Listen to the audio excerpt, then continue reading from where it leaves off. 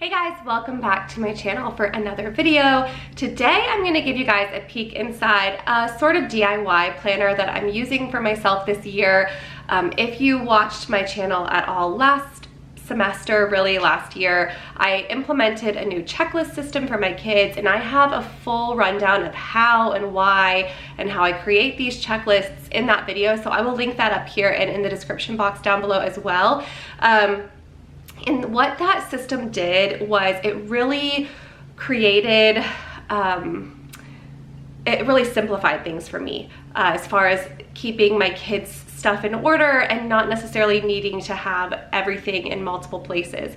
And so I no longer need a specific planner other than one that is very custom to my own family, which I'm never gonna find something that's just exactly for my family, my number of kids, my ages, our subjects, all that. So instead, I just took that checklist system and put it in a binder with some other materials that keeps us on track and keeps things in order and running smoothly here. And so I wanted to share my own binder as well as the binders I created for my kids this year, just in case it would inspire you guys to customize something for your own family that would fit your family's needs. So I'm gonna go ahead and flip the camera around and show you inside of my planner, each of my kids' planners, and then I'll also show you in our homeschooling room where I organize all the papers that end up going in and out of these planners throughout the school year as well. So, okay, here is my planner, and I'm sorry for the lighting in here. We're in my homeschooling room right now, so it's a little bit more dim. I like to keep things cozy in here, which isn't necessarily the best for filming. So I just have a plain binder, and I made this planner page on Canva. In here are my kids' first day of school interviews, so I have them flipped around. In here I keep a bunch of my pens as well as, let me see if I can do this one-handed. Here we go. This little bag of the tickets. If you guys saw my my back to school week video, I talked about this in my morning basket video, what we're doing with those tickets. So all the little keep the coupon tickets of my kids I have in here to pull for their prize at the end of the month. We have our personal A week and B week schedule in here, which this is, I know it looks very full, but just keep in mind I'm trying to coordinate 5 kids at all times. And so everybody knows where they're supposed to be and what they're supposed to be doing at all times. This is much more condensed for the fall. I was very specific about it being the fall because we have to get everything done by 2:30 in the fall because of cheer and football practice. They go to, they play sports at a local school, and so as you guys know, school sports usually happen right after school versus, you know, like dance or if they were playing in like the local football league instead of at the school, those are in the evening. So we are just kind of subject to the school system schedule. And so we have to have all our schoolwork done by 2:30, but once it's no longer fall season, when football's over, this will loosen up quite a bit, and we won't have to do, we won't have such slim margins, if that makes sense. So right now we have 30 minutes for lunch. I like to give them an hour usually, including our read aloud. So A week, B week just depends on if it's co-op or history on Friday, and if we have handcraft or catch-up work that week. So this is our schedule, and then we have routine within those bounds. And this also changes dependent on the day, whether it's an A week or a B week. And I also have another spot in our schoolroom where it displays if it's an A week or a B week. Okay, so then I've got our, in here, as I mentioned, this replaced our morning menus as well, just because it's just one binder that kind of holds it all. So I've got our hymn here. I've got our folk song for this first term. We're all memorizing this poem from our poet this year, and then on the back page here will be the poem they're individually memorizing, which they will select as we start reading poems. Then we move into the checklist that I mentioned. This first week was our first week of school, so I didn't put much on the checklist, but then moving on, I have all of our family subjects here on this checklist. We have co-op this particular week, so we won't be doing family subjects in the afternoon on this Friday. But I'm keeping record of their family subjects here, and I in my checklist video I mentioned how I design these checklists, but I have all the way through November some fun little fall checklists here for myself. I just kind of change the background depending on the holiday or the season or whatever. And like I said, I only now keep my family subjects, the group work, in here. My kids each have their own checklist, so it'll say their name instead of family subjects. They have their own checklists, and that is where I write what they're doing on their own or what they're doing with a sibling. So for example, my boys are both doing an additional math together, a business math. My older two, so one of those sons and then my oldest daughter, they do a couple Bible studies and like a couple other things together. So I'll write in there like with mom or with Bella or with Eli or with Jesse on their checklist, and they will have to wait for me to do that, so they know which, but they know which things are their independent work and which things are work with me. And so I only have to keep record of family subjects because then they each have their own individual work. So that work, those worksheets can be found behind each tab here. So this is like my mom master planner thing. So behind these tabs, I have some of their little seasonal, it's just easier for me to like make a bunch of these at the same time. So I have through October, their little individual checklists, again, depending on like the holiday or whatever. I have some fun little backgrounds for them. And the reason that I keep these in my binder is because I will jot down some things for them as I think of it. So say it's like a Monday, I'll start writing down for the next week, okay, you need to be reading this book because we have co-op this week, or I need to make sure that you are going to be prepared for that science experiment or science test. Like I'll write down things in here, but then by the Friday before, that's everything that's in my planner, by the way. Then by the Friday before the next week, those will end up behind their own individual checklist tab in their folder, because one of the things that I give them the option to do on a Friday is to work ahead for the next week. So I will always pull their checklist out of their individual tab in here by Friday and stick it in their notebook so that they can see what's coming up next week if they want to start knocking away at some of the stuff early. But I'm sure it goes without saying, but I'll just mention it's most beneficial for me to keep them in my planner for the most part until it's time to go to them, until it's the week of, so that I can just keep tabs on anything that I want them to do. So I can do all my planning in here, and then I just divvy it up and put it in their planner the next week. And that's what I was saying in the beginning of this video. I no longer need to write things in my planner and write things in their planner because we have separate planners. Just doing this in a notebook means I can just write it in mine and then pull it out and stick it in theirs, and we're not like having to sit down, and they're not having to write things in their planner based off of my planner, and we're not having to coordinate doing all that together, because that was the one thing I was having a hard time with. Was I'd write things in my planner, but then my older ones who are trying to manage their own work wanted to write it in their planner, so I'd have to come up with a time for us to sit down together and they could write things in their planner, and it's just much easier for me to do it this way, where I write it in mine and then unhook it and clip it into theirs. So here is Bella's. They each have their own little planner cover that I made on Canva. This is where they're keeping their little tickets. They also have copies of the schedule in here, so nobody at any point should be confused about what they are supposed to be doing.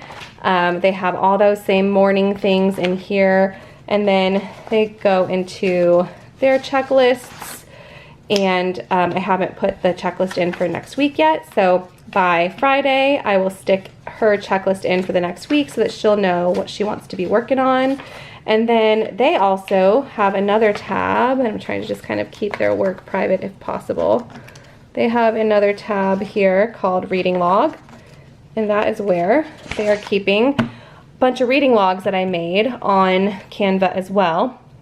This is, I have one reading log per book that they're reading, so they're each reading a historical fiction book, their older ones are reading a YWAM book, And then some of them also have assigned reading for their literature class or for our co-op. So they have a different reading log per title, so it's not confusing.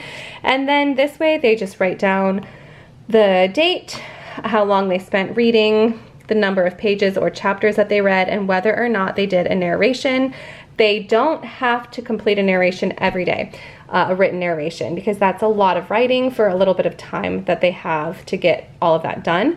So I specify in their planning checklists, I'll say like read one chapter of your book plus a narration, or read a chapter of YWAM plus a narration, or just read a chapter, or just read some YWAM. And so they have to keep tabs here whether or not they did narration that day. And then when I'm checking their reading log, I will know, was it a written narration or an oral narration? Or when I'm planning for the next week, I'll look down and say, oh, we did 4 narrations for their YWAM Hero of History, but only 1 narration for their historical fiction book. So then I'll know better what to assign them the next week if I feel like we're lacking narration in one area. Then the next tab they have in here is their family subjects tab. So everything that we do during family subjects, or their vocabulary words for their individual work or anything like that, all of their independent loose leaf paper is stored behind this tab. And then this, I'll show you in just a second, will all go behind, or will all go within a folder once a month that they have in their own storage bins in our schoolroom for me to file it away on a monthly basis or every few weeks, so that this little section doesn't get too bulky. But because we have this binder out to do our hymns and our poems and all that, it just makes sense that I have all of their Burgess their Burgess Seashore book pages that they're working on, or their history coloring pages, which yes, my older ones still color along with the lesson as I'm reading the chapter aloud, or any of their vocabulary words, or their geography sheets, or seasonal things that we have printed out. Anything that we're doing at the table here just gets filed behind here. And then once a month, we will file this away into their own individual file folders. So they're all set up the same. This one's Bella's. Then we have Jesse's here. Same deal. He's got his reading logs, he's got his family subjects, he's got his checklist, all of his, you know, all that stuff in there. Eli, same thing. He doesn't have quite as much going on on his checklist because he doesn't have as many reading logs because he is in 5th grade versus in 8th or 10th grade. So his stuff is a little easier to get through. And then his family subject stuff is all filed away back here. Annie, the nanny, who's tiptoeing around me right now. You're fine, sweetheart. You don't have to tiptoe. Annie's stuff is all the same back here. She's got her little checklist.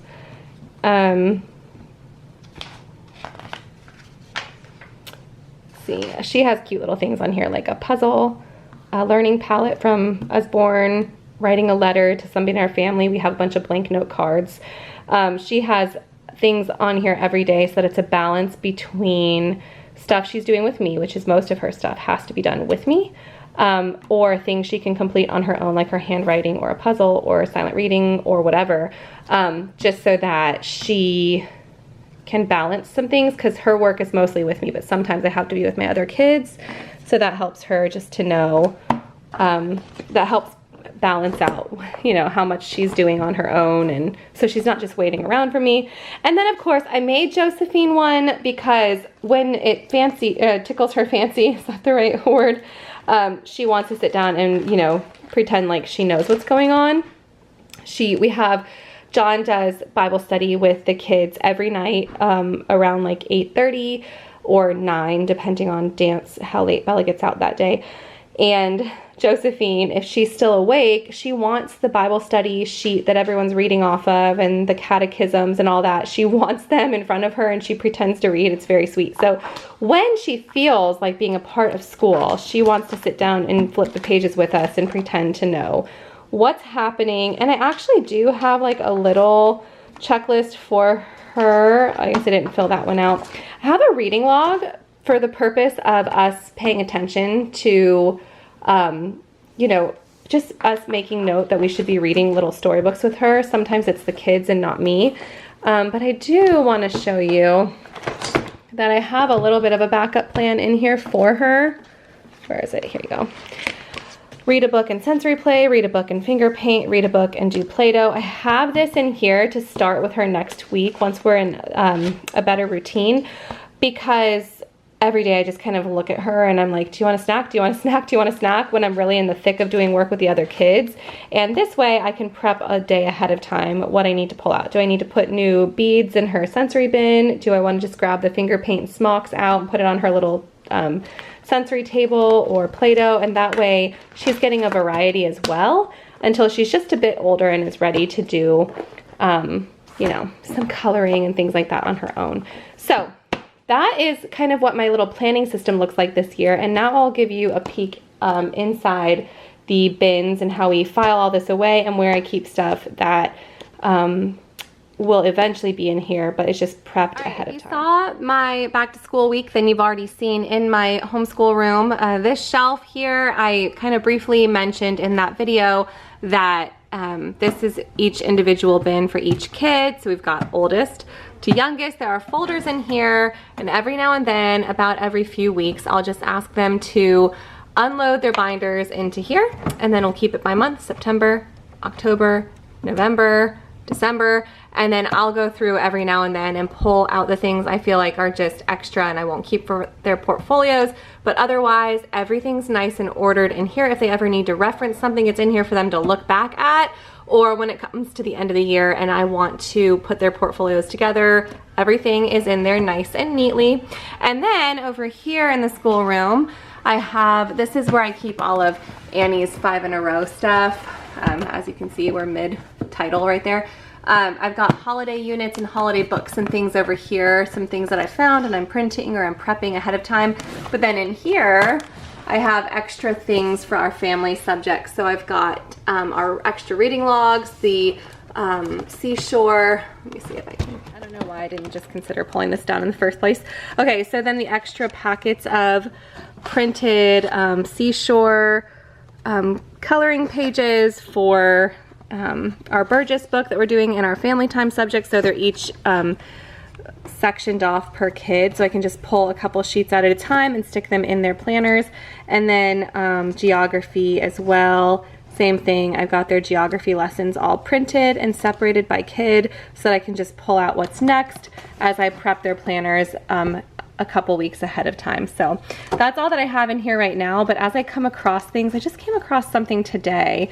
Of course I have extra folders in here should I need it, but I came across something today that I was, literature. I needed to, I just printed my boys' literature for the month, and so I was like, I should probably just keep those copies in here as well. So this is basically just photocopies of prepped work, and then their individual bins is where they keep their completed work that I either need to check or just work for us to file away. All right, later. I hope that helped you guys out. If you are looking to customize something for your own homeschool, I will link all of the names of the specific templates that I used on Canva down below, or I'll list the names of them. Although you'll see if you go to Canva and start looking at these specific designs that I kind of started with that and turned it into something completely different, but nevertheless, it'll give you a glimpse into where each of these templates started. And yeah, so if you have any questions, leave those in the comments down below. I hope this was a helpful video, and I will see you guys soon. Bye guys.